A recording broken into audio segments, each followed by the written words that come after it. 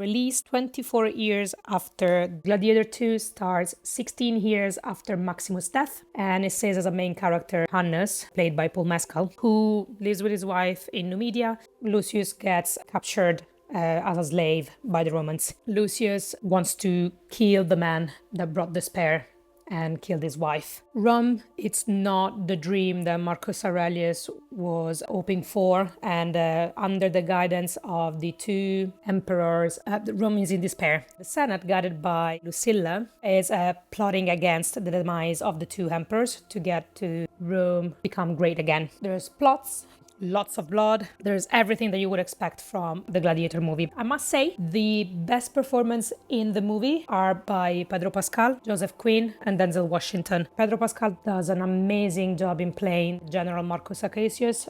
He shows his strength, its resolution, and his desire to protect Rome, but at the same time wanted to free it from the claws of the Emperor's twins. His counterpart, Fred Heckinger, unfortunately falls under his shadow, but he plays the mad character really well, but is not as strong as Joseph Quinn. Denzel Washington plays the part of Macrinus, and for every history buff in Rome, Macrinus indeed played that important part during Geta and Caracalla's reign. And in this movie, this is pretty much the only historical accurate part of the film. So if you're an history buff and you want to see The Gladiator, tone it down. Don't go watch it for that reason, because the historical part of the movie, it's a little bit out of place and also all over the place. But Denzel Washington played Macrinus really well. He is the most selfish and self-absorbed character of the whole story. He's the only one that plays for himself and not for anybody else or anybody else's greater good. For Gladiator 2, there's not the same feeling of greatness.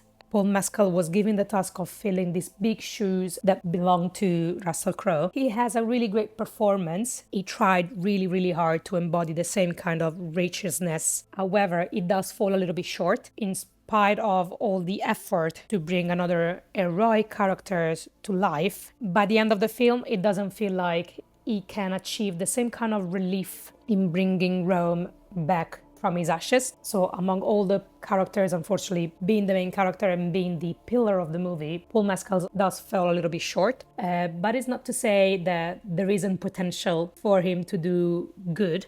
The story of his character was a bit convoluted and complicated, but he brought to the screen really good depth. I will give this movie 3 stars out of 5.